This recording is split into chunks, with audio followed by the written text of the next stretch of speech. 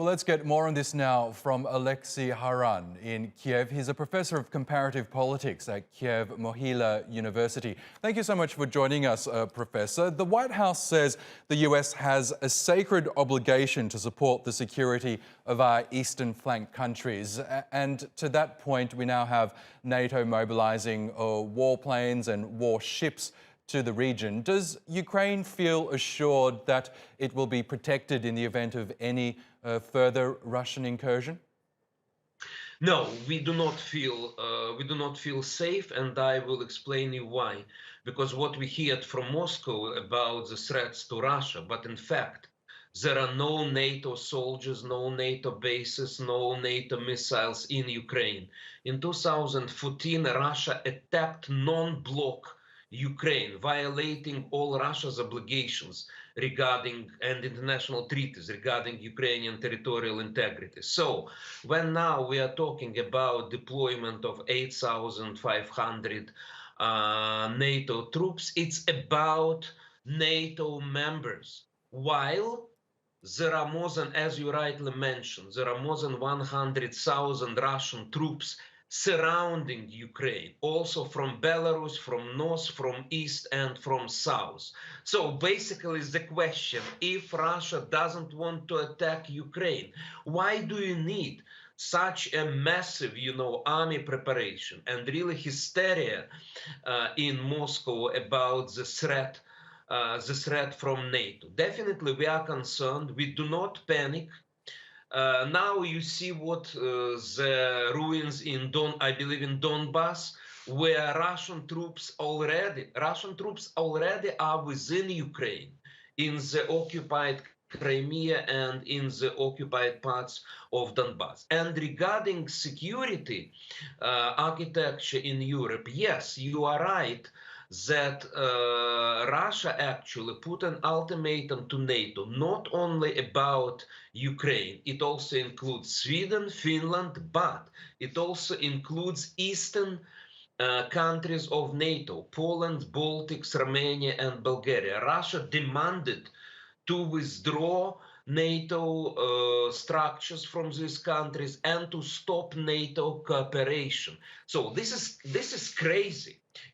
And it reminds me, because I studied in the Soviet Union, I was born in the Soviet Union, so I remember these spheres of influence in Europe. Basically, what Russia wants to come back to Soviet-type spheres of influence in Europe. And because this is a Turkish television, Turkish channel, I would like to remind you that when Stalin put territorial claims to Turkey in 1952, and Russia demanded to have a Soviet naval base in the Straits, what was the Turkish response?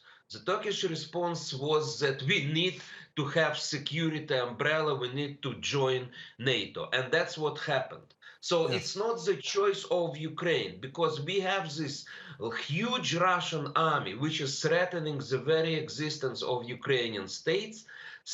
We need to find this security umbrella. But the road to NATO is very, very long. Professor, can I ask you, so you say that Ukraine at the moment will not be adequately protected, but some Ukrainian security experts say that Russia hasn't yet made the preparations that are necessary for a full-scale invasion, such as the deployment of combat units and the establishment of medical facilities. Is that a view you share, that perhaps an invasion or a full-scale invasion isn't yet imminent? Look, there are different views, but definitely there is an agreement that if Russia starts large-scale military offensive, this will be counterproductive to Russia. First, because of huge economic sanctions promised from the West, and second, because Ukrainian army now is better prepared than in 2014, when nobody expected that Russia would start to kill Ukrainians. So for me, the probability of large-scale offensive is not very high. But we shouldn't write it off, because it's not clear what to expect from Putin. But what is more realistic is that Putin may have so-called limited military operation. He may use target strikes, missile strikes. He may try to not to invade the whole Ukraine, but to occupy, say, strategic ports in the south, in the Azov Sea, or some strategic point in Donbass. That's what he can do.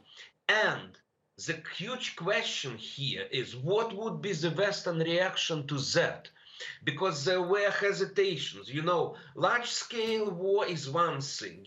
When Putin is occupying one more Ukrainian city, this is different. So there were some hesitations in the West. But finally, United States said that if any Russian soldier would cross the border with Ukraine, there would be dramatic consequences for Russia. First of all, we mean here economic sanctions. And still, we Ukrainians are concerned because we do know what is in Putin's mind. Putin actually denies the very existence of Ukrainians as a nation.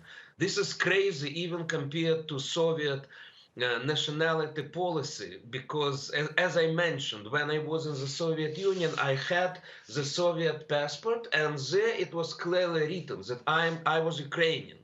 What Putin is saying that Ukraine is an artificial state, and Ukrainians is not a separate nation from Russia. So he's coming back to the ideology of Russian Tsar, of the Russian Empire. And in Russian Empire, yes, Ukrainians didn't have the right to call themselves a nation. Moreover, Ukrainian language was prohibited in the Russian Empire. So what Putin is doing, he's coming back not to the Soviet Union, but he's coming back to this ideology of the Russian Empire. And that's very concerning, because it seems it's in Putin's mind, such an approach.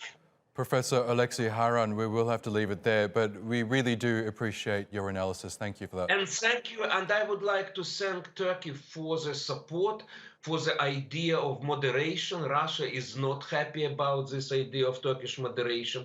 And there were some Turkish military equipment which was supported to Ukraine, and Turkey cares about the fate of Crimean Tatars in the occupied Crimea. So that's very important, and we do appreciate it. Okay, thank you, Professor. Good of you to join us.